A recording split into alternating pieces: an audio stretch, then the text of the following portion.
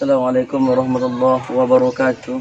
Waalaikumsalam warahmatullahi wabarakatuh. Alhamdulillah, segala puji bagi Allah, Tuhan sekalian alam, dengan berbagai nikmat yang telah diberikan oleh Allah kepada kita. Kemudian salawat kepada Rasulullah Sallallahu Alaihi Wasallam. Mudah-mudahan kita sering bersalawat kepada Rasulullah, tetap teguh pendirian kita cinta kepada Rasulullah. InsyaAllah kita akan mendapatkan syafaat nanti di yaumul qiyamah nanti. Amin. Amin ya rabbal alamin. Hari ini kami berada di Kabupaten Batubara, Desa Perupuk, Kecamatan 50. Dan insya Allah siang ini kami akan berbincang-bincang dengan Ustadz Ardin Gea SPDI, yang bercerita atau mengambil tema tentang syukur segala nikmat yang diberikan oleh Allah kepada kita. Jadi Ustaz, terkadang kita jadi manusia itu tak tahu diri. Begitu banyak Allah kasih kita nikmat tak terhitung. Makanya Allah katakan Ustaz ya, wa in ta'uddu nikmatallahi la tuhsuha. Allah singgung dalam Al-Quran. Tetapi manusia itu terkadang lupa Ustaz. Kadang disuruh Allah sholat tak sholat dia. Kadang disuruh Allah itu puasa tak puasa dia. Bukan kadang-kadang bahasanya Ustaz. Allah cantum aqim sholat wa atuz zakat. Jadikan sholat dan tunaikan zakat. Tapi manusia lupa. Bagaimana Ustaz tipsnya itu? Nah, itulah yang sedang kita bahas pada hari ini, di mana terkadang manusia itu tidak menggunakan apa yang diberikan Allah kepadanya. Seakan-akan manusia ini apa yang dia dapatkan itu, apa yang dia usahakan itu, nggak ada campur tangan Allah di dalamnya. Sehingga terkadang menyebabkan manusia itu dia nggak bersyukur. Makanya pernah dijelaskan tuh bahwasanya nanti di yaumil akhir, di hari kiamat tuh, di mana ada sekelompok orang kaya dipanggil Allah itu. Betul. Nah, panggil Allah, hai orang kaya, kata Allah, kenapa kau dulu di dunia tak pernah melaksanakan perintah-perintahku? Orang kaya ini banyak alasannya, padahal kekayaannya itu merupakan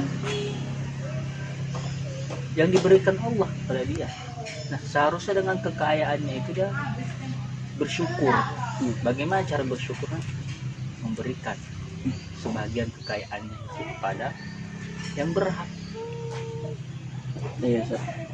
Terkadang gini Ustaz, orang-orang kaya mungkin identik dengan dia tidak bersyukur karena nampaknya kekayaannya.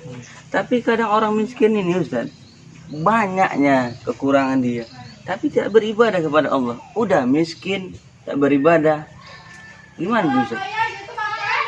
Udah miskin tak tahu diuntung. Nah, itu banyak juga. Terkadang mungkin orang miskin ini beranggapan begini Ustaz, kenapa saya beribadah, toh rezeki saya segini-gini aja, toh Allah nggak pernah menjawab doa saya. Gitu. Tapi apapun ceritanya, kayak manapun keadaan kita, justru orang miskin itu seharusnya berkaca pada dirinya. Betul.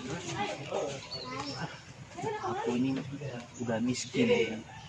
Tapi kalau dia melihat ke bawah dalam segi dunia, pasti masih ada yang lebih miskin dari dia. Cuman rasa syukur tadi itu tidak diaplikasikannya di dalam dirinya, sehingga ini kadang yang membuat banyak orang lalai dari rasa syukur tersebut. Berarti Ustaz, itu kan termasuk berkaitan tentang lemahnya iman mereka, sehingga mereka tak dekat dengan Allah, atau gimana Ustaz? Maka ada ulama bilang, makanya manusia itu, orang muslim itu malas beribadah karena orang itu hubud dunia. Betul tuh Ustaz, cuman tuh. Tapi ada juga hadis Rasul mengatakan seperti ini. Jangan jadikan kekufuran itu menyebabkan kamu lalai dari perintah Allah. Nah, itu gitu. Nah, jadi jangan gara-gara miskin awak lalai dari perintah Allah kan. Kalau Ustadz bilang tadi, cuman hubud dunia.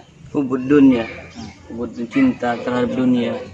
Maka itulah yang menyebabkan malasnya beribadah. Gitu kata ulama. Mungkin bisa dijelaskan lagi Ustaz. Cuma Ustaz? Bisa jadi juga seperti itu. Kenapa? Karena kemegahan dunia menjadikan manusia itu lalai. Dengan mengejar dunia tadi, dengan dikejarnya dunia itu, namun ketika dikejar dunia itu nggak dapat, akhirnya lalai dia. Contoh nih, dia bekerja dari pagi, kadang begitu aja zuhur, terlena dia dengan pekerjaannya, nantilah. Sinyalnya masuk asar, begitu asar nantilah. Kenapa itu? Udah dia iming-imingkan dunia tadi. Makanya saya lihat Ustaz, orang miskin itu mudah masuk surga Ustaz. Karena nanti di akhirat nanti itu ada orang-orang yang sulit, ada juga orang-orang yang mudah masuk surga. Tapi terkadang manusia ini tak sadar hal itu. Terlebih lagi orang miskin. Kalau orang miskin dunia dan tapi kaya di akhirat, itu ada orang-orang yang paling mudah nanti masuk surganya Allah. Dan gitu Ustaz. Karena orang miskin itu apa yang mau dibawa di dunia ini? Tak ada, kosong kalau ditanya. Tidak ada, semua tak ada. Tapi kalau dia miskin, dekat dengan Allah, dia beribadah kepada Allah, yang memuncak pada dirinya itu ibadah, dan Allah dekat kepadanya. Pasti kalau orang-orang udah dekat dengan Allah, maka Allah katakan ya, "Wa may yattaqillah yaj'al lahu makhraja." Semua apapun yang terjadi di dunia ini, Allah kasih jalan keluar, Allah kasih ketawaduan, Allah kasih kewaraan, walaupun dunia ini ya hampa. Makanya ada yang mengatakan ad-dunya mazra'atul akhirah. Dunia itu tempat bercocok tanam. Ya ditanamlah. Kalau kita menanam padi tadi ya, tanam padi, kemudian kita udah berapa hari atau berapa bulan kita serahkan, dia pupuk, kemudian tumbuh subur, kemudian subur bagus, cantik daunnya, kemudian agar nggak dimakan macam-macam hama, kita semprot lagi, kemudian berbuah kita rawat, semua kita rawat. Ketika kita rawat dunia itu dengan baik, maka dunia itu akan menjadi diri kita itu dekat dengan Allah, tidak terlalu makan dunia dan tidak terlalu haus dunia. Ya. Makanya kita memang dalam menjalankan perintah-perintah Allah ini harus kita lihat alam sekitar kita. Kita contohkan dari sekitar kita nih, mana ini banyak pohon kelapa. Ini sebagai apa bagi kita? Ifrah, pembelajaran bagi kita kan? Ifrah. Jadi semakin kita melihat kekuasaan Allah, semakin kita melihat ciptaan Allah, semakin kita aku nggak ada apa-apa. Makanya hidup ini ya, kadang bingung juga kita melihat hidup ini. Apalah hidup? Hanya hidup, makan, minum, tidur, mati. Makan, minum, tidur, mati. Gitu-gitu aja Ustaz. Makanya orang tuh buat apa sih hidup ini? Padahal banyak perumpamaan yang dikasih Allah terhadap hidup ini. Seperti Ustaz dikatakan tadi ya, pohon kelapa. Dari pohon kelapa itu apa yang tidak bisa ada atau yang bermanfaat? Semua yang bermanfaat. Dari batangnya, semua ya. Airnya. Tapi manusia itu kenapa sih tidak mengerti? Sudah disindir oleh Allah dengan ciptaannya itu. Makanya manusia itu tak sadar. Kesadarannya hanya melihat buka mata saat pagi, pejam mata saat malam, lupa dengan Allah. Makanya bagaimana lah begini Ustaz, kadang kita apalagi di kampung-kampung Ustaz ya, kampung pelosok-pelosok. Kalau di kota mungkin bisa kita lihat ya, ada yang datang ke masjid. Kalau di kampung ini susah sekali Ustaz. Apalagi tipsnya Ustaz untuk meredam dunia ini?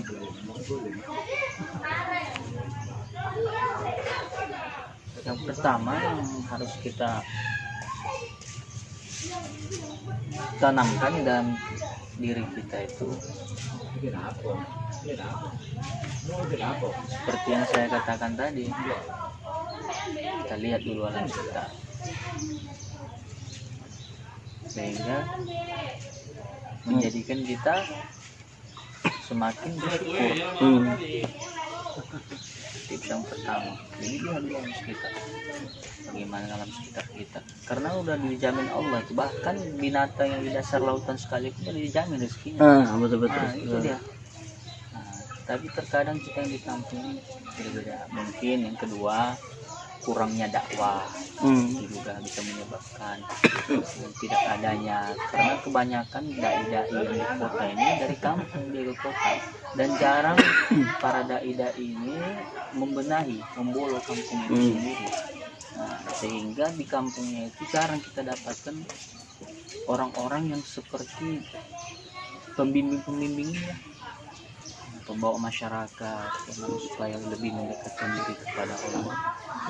Kenapa? Karena orang kampung ini memang keterbatasan ilmu juga menyebabkan mereka tidak melakukan ibadah kepada Allah. Jadi terakhir apalah tips yang terakhir gitu agar kita betul-betul bisa dekat dengan Allah, terlebih lagi orang-orang kampung, orang-orang miskin, dan begitu juga orang-orang kaya. Menurut saya tips yang paling ampuh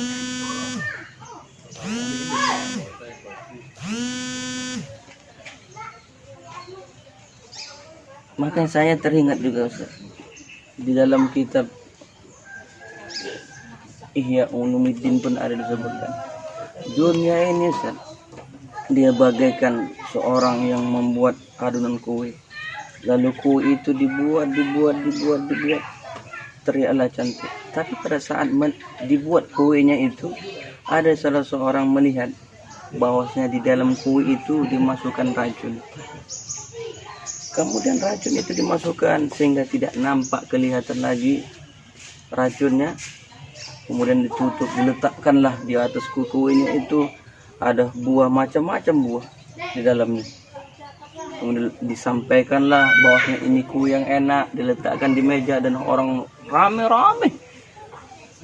berebut makanan, berebut kue itu, kemudian mengambil. Tapi ada seorang bertanya, heran dia melihat ada seorang laki-laki tidak makan kue itu. Ditanyanya, Tuan, kami semuanya makan, merasakan enaknya kue ini, tak ada satupun yang tak makan kecuali engkau. Kenapa engkau tak makan? Maka laki-laki ini mengatakan, tadi ketika aku tak sengaja melihat bahwasanya ketika orang ini membuat kue, kemudian ada satu yang diletakkan. Apa itu? Racun. Racun diletakkannya, kemudian ditutup dengan, dipoles dengan baik, sehingga engkau semua makan, aku tak makan. Kenapa? Aku tahu di dalam racun, di dalam kue itu ada racun. Ketika itu semuanya makan, aku tidak. Berarti aku tidak terkena racun itu. Itu dalam kita itu Ustaz. Artinya gini Ustaz, dunia ini racun sebenarnya, tapi dunia ini kalau dia dipoles atau dirawat dengan baik, dunia ini tidak terlalu cinta dengan dunia, tahu dia dunia ini racun, kemudian dia dekat dengan Allah, dunia ini dibawa ke akhirat, maka dia tidak terperciklah racun itu kepada dirinya, dia akan selamat di akhirat. Kenapa? Karena tidak terlalu dekat dengan dunia. Makanya gitu, Ustaz, saya pun pernah baca itu riwayat Rasulullah, hadis Rasulullah. Jadi antara dunia dan akhirat itu Rasul, jika seseorang mencelupkan jarinya di lautan, itulah perbandingannya. Jadi lengket setetes air di jari orang. Perumpamaan dunia itu segitulah yang kita kejar dunia. Itu mana akhiratnya? Mana? Itu lautan yang begitu luas. Jadi kalau kita semakin kejar dunia ini, semakin kejar kita, maka itulah yang menyebabkan kita menjadi racun dunia, menjadi terlena kepada dunia. Nah, tips yang paling ampuh tadi untuk meredam ubud dunia ini, paling tidak kita ingat mati. Wah, itu deh. Iya.